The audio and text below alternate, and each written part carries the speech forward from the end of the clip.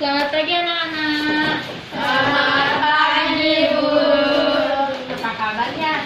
Baik. Semoga sehat selalu ya.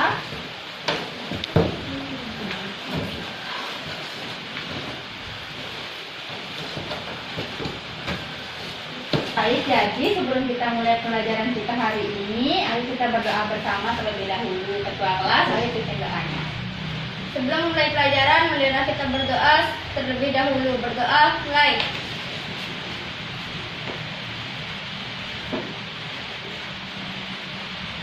Berdoa, selesai.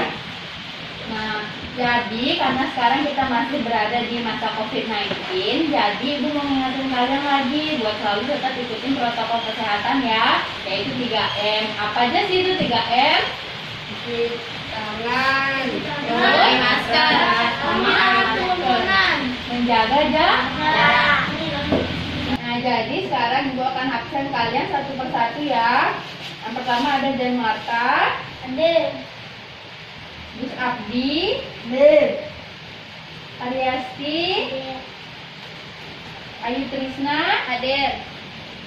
Nah, jadi karena semuanya sekarang sudah hadir, jadi kita masuk ke pembelajaran kita. Jadi hari ini kita akan belajar tema 6, menuju masyarakat sederhana, subtema 1, masyarakat peduli lingkungan, pembelajaran 1. Jadi muatan pelajaran kita untuk hari ini itu ada bahasa Indonesia, PPKN, dan IPS. Nah, jadi materi untuk bahasa Indonesia kita pada hari ini yaitu tentang memperkirakan informasi yang dapat diperoleh dari teks non-fiksi sebelum kita membaca keseluruhan isi dari teks non-fiksi tersebut. Bu, apa itu teks non fiksi? Nah, jadi teks non-fiksi merupakan teks yang ditulis berdasarkan data yang ada atau berdasarkan fakta. Jadi teks non-fiksi itu tuh nggak ada rekayasanya, jadi literally itu fakta yang ada di teks non-fiksi tersebut. Nah, dan informasi dari teks non-fiksi dapat diperkirakan dengan cara mengetahui kata kunci yang terdapat dari judulnya. Nah, judul dalam suatu teks adalah bagian awal untuk mengetahui isi teks. Setelah membaca judul, kita dapat menentukan kata kunci dari teks tersebut. Nah, kata kunci tersebut berguna sebagai panduan kita menentukan isi teks. Jadi, sebelum kita membaca isi teks, kita cuma baca judulnya itu, kita udah bisa gitu memperkirakan apa isi dari teks yang akan kita baca. Nah, setelah menemukan kata kunci yang terdapat pada judul teks, kita dapat memperkirakan isi teksnya. Artinya, sebelum membaca teks secara utuh, kita sudah memperoleh gambaran mengenai isi teks dan kita sudah dapat memperkirakan isi teks tersebut berdasarkan judulnya. Setelah memperkirakan isi teks, kita dapat menyampaikan pendapat kita mengenai teks tersebut dalam bentuk lisan maupun bentuk tulisan. Bagaimana contoh teksnya? Oh, jadi untuk contohnya, nih, contohnya tuh ada misalnya teks non-fiksi dengan judul mencegah bahaya demam berdarah. Nah, jadi kata kunci dari judul tersebut itu ada kata mencegah dan demam berdarah. Nah, jadi kita tuh bisa memperkirakan isi teksnya kayak begini. Yang pertama ada isi teksnya itu bakalan ada menjelaskan penyakit demam berdarah. Yang kedua tentang menjelaskan alasan kita harus mencegah demam berdarah. Yang terakhir itu ada menjelaskan cara mencegah demam berdarah. Nah, jadi kayak gitu. Sebelum kita baca keseluruhan isi teksnya, terus kita cuma baca judulnya aja, kita sudah bisa memperkirakan apa isi teks dari teks bacaan tersebut. Gimana? Kalian sudah mengerti belum? Sudah, Bu. Nah, sekarang coba kalian tentukan kata kunci dan perkirakan isi teks dari judul-judul teks non-fiksi berikut ini. Ya, tulis di buku tulis kalian masing-masing. Yang pertama, ada judul teks lingkungan sekolah yang sehat. Lingkungan sekolah yang sehat.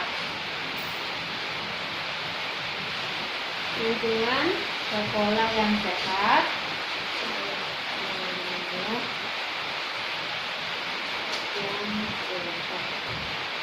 Nah, yang kedua, mencegah bahaya demam berdarah.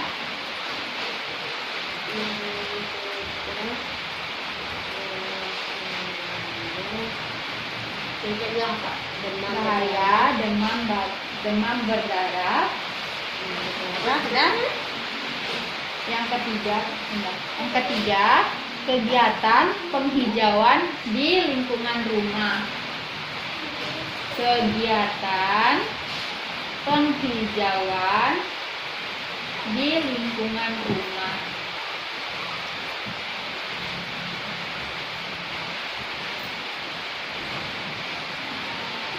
Nah, itu kalian tentuin kata kuncinya, terus kalian tulis, perkirain apa sih isi teksnya dari judul-judul tersebut. apa?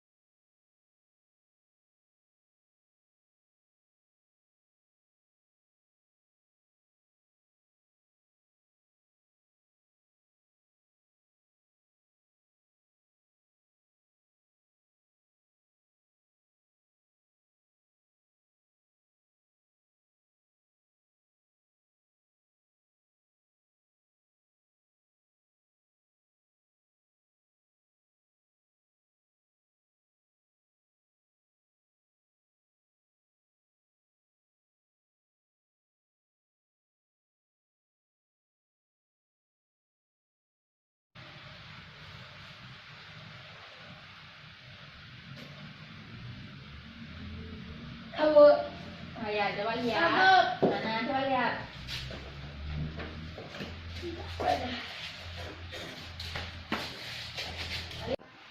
Oke, bagus Janu. kalian udah weh. Sudah. Mana? Oke, bagus bisa deh. Kan kasih temannya lain nyontek ya. Udah Bu. Mana?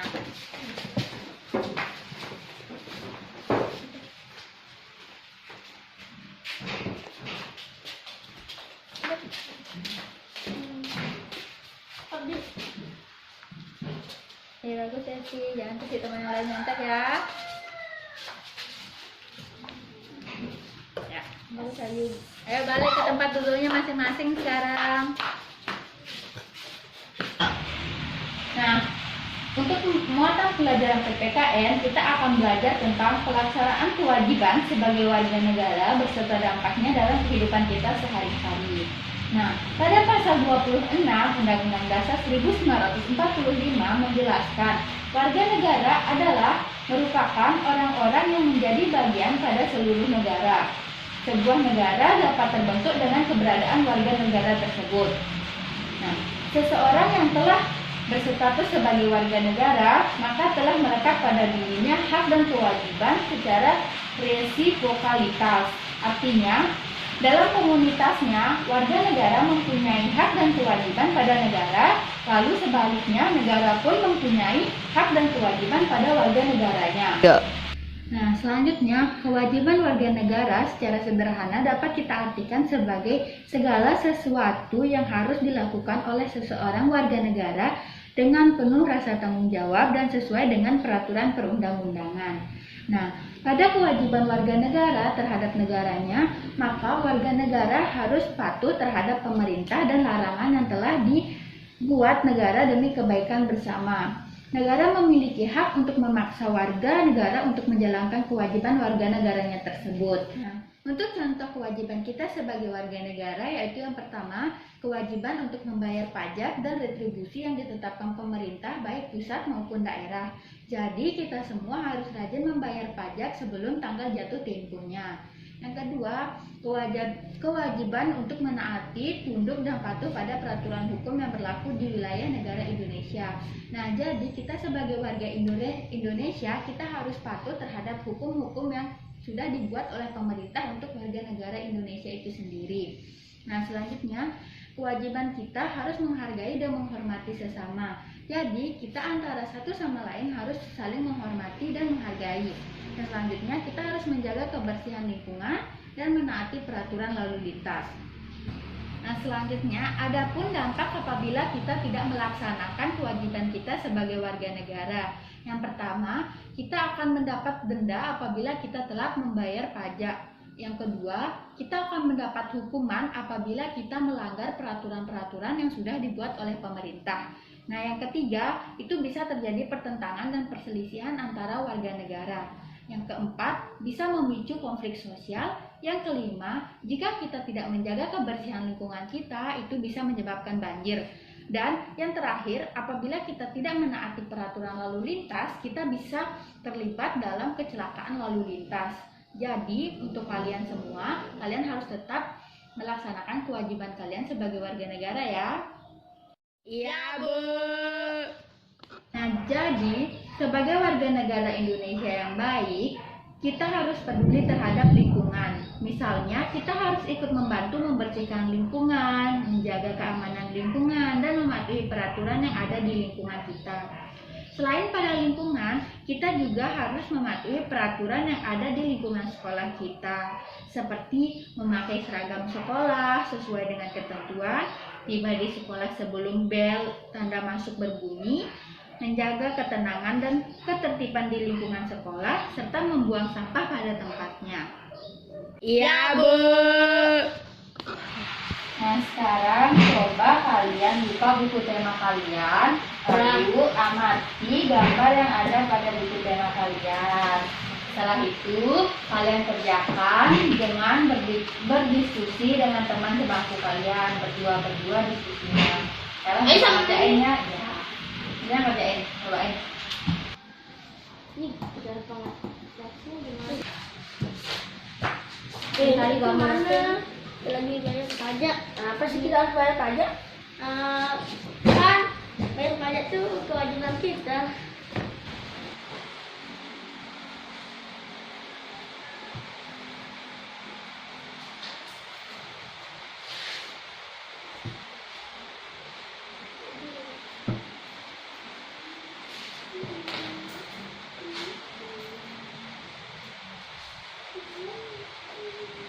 Itu yang jawabnya apa?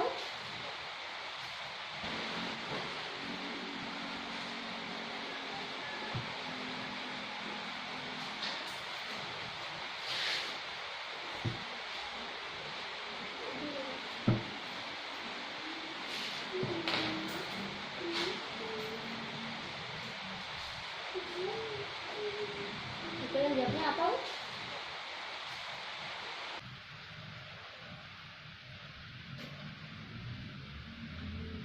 Kamu, oh ya, coba lihat. Kamu. Mana, coba lihat.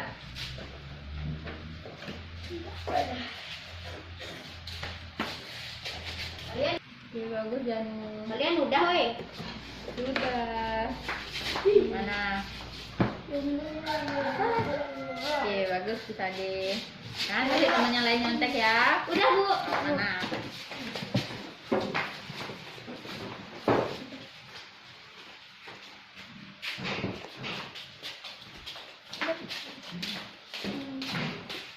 Abdi. Oke, bagus ya sih. Jangan kasih temannya lain nyontek ya. Ya, bagus Ayu. Ayo balik ke tempat duduknya masing-masing sekarang. Nah, sekarang coba kalian tuliskan lagi di buku tulis kalian 5 kewajiban kalian di sekolah dan 5 kewajiban kalian di lingkungan rumah kalian. Tulis di buku tulis kalian masing-masing dan jangan menyontek. Iya, Bu.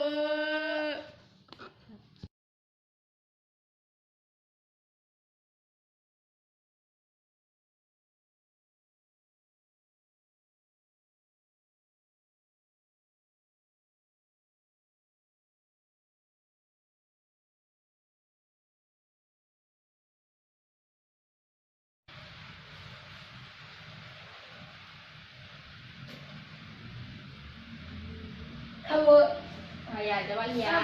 Kamu. Mana, coba lihat.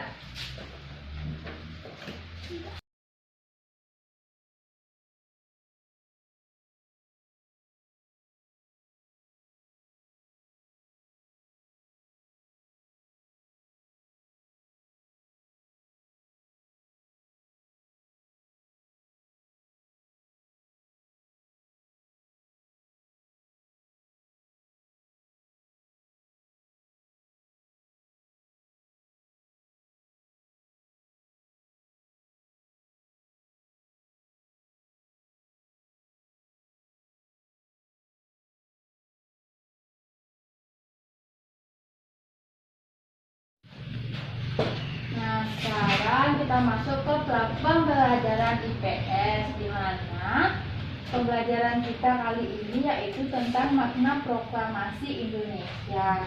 Nah, jadi pembacaan proklamasi kemerdekaan itu menjadi momen bersejarah bangsa Indonesia, di mana proklamasi Indonesia itu dibacakan pada tanggal 17 Agustus 1945.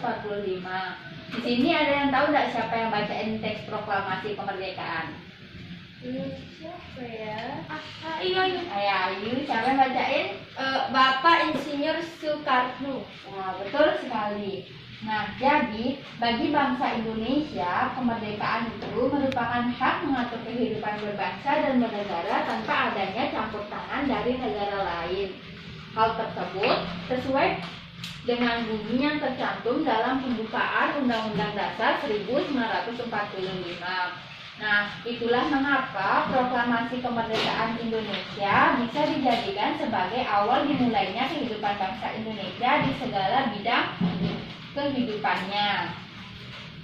Nah, setelah proklamasi kemerdekaan dibacakan oleh Bapak Insinyur Soekarno, para pemimpin beserta rakyat Indonesia bersama-sama terus berjuang membenahi tatanan kehidupan berbangsa dan bernegara.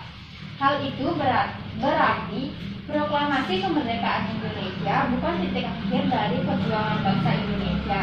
Bangsa Indonesia terus berjuang untuk mempertahankan dan mengisi kemerdekaan yang telah dicapainya.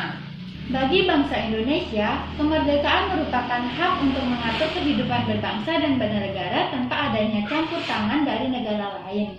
Hal tersebut sesuai dengan bunyi yang tercantum dalam pembukaan Undang-Undang Dasar 1945. Itulah mengapa proklamasi kemerdekaan Indonesia bisa dijadikan sebagai awal dimulainya kehidupan bangsa Indonesia di segala bidang kehidupannya.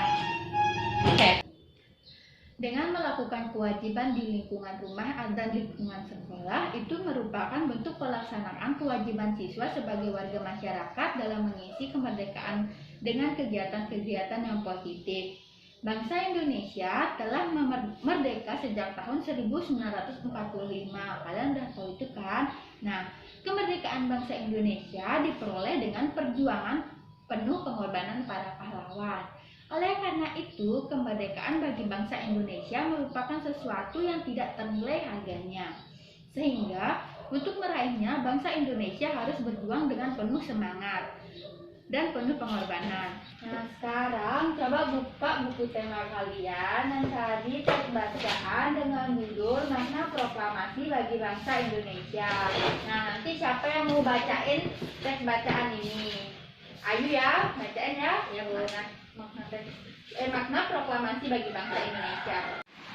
Makna proklamasi bagi bangsa Indonesia adalah proklamasi berasal dari kata proklamasi.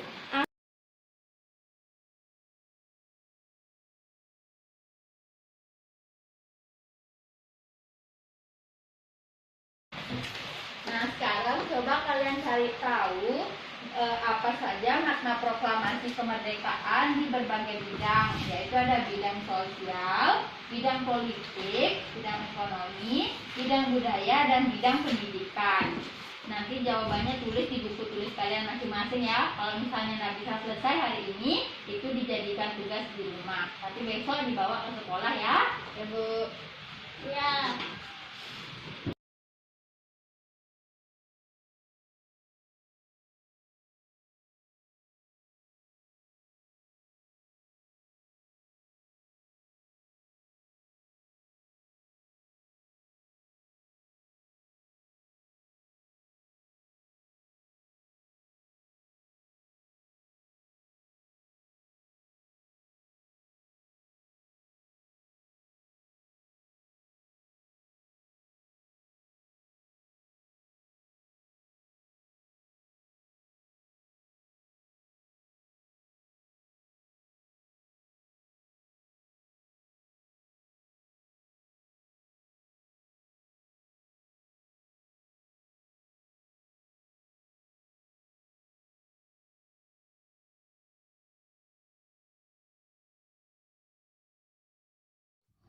Nah, karena sekarang waktu kita sudah habis, jadi nanti ini tugasnya dilanjutkan di rumah ya, dan besok dikumpulkan. Oke? Iya, Bu.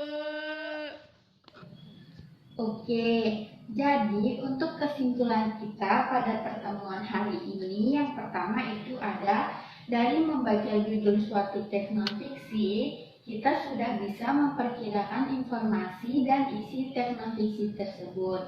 Jadi, sebelum kita membaca keseluruhan isi teknon fiksi tersebut, kita sudah bisa memperkirakan informasi dan apa saja isi teknon fiksi tersebut dengan hanya membaca judulnya saja.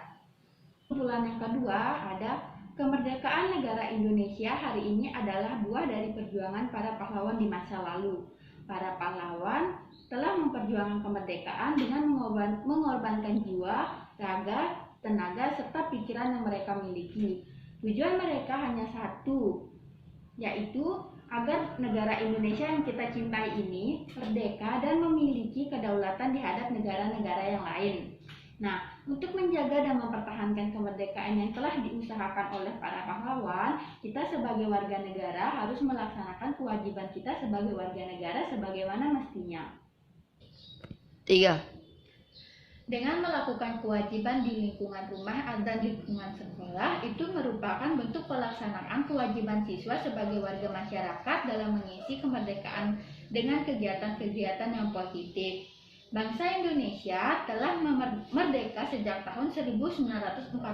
Kalian udah tahu itu kan? Nah, kemerdekaan bangsa Indonesia diperoleh dengan perjuangan penuh pengorbanan para pahlawan.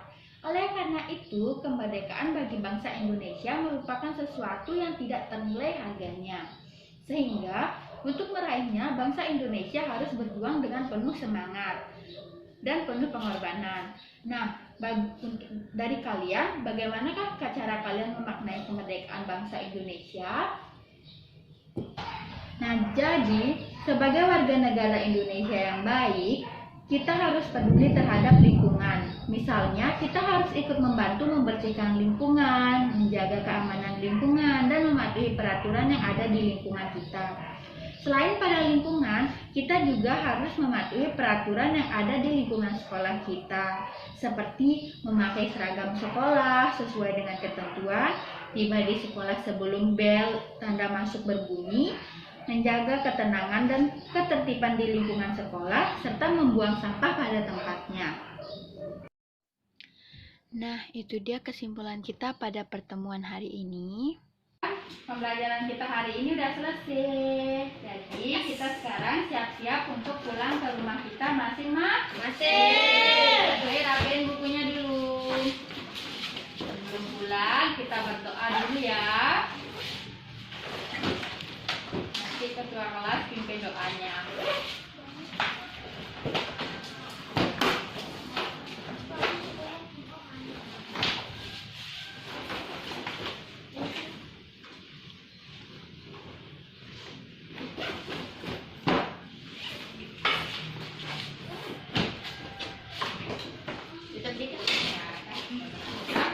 Nah, sekarang ayo kita berdoa lagi dipimpin oleh ketua kelas.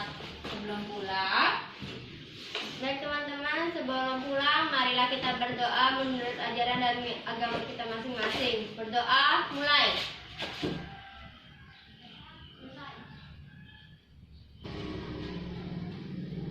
Berdoa, selesai.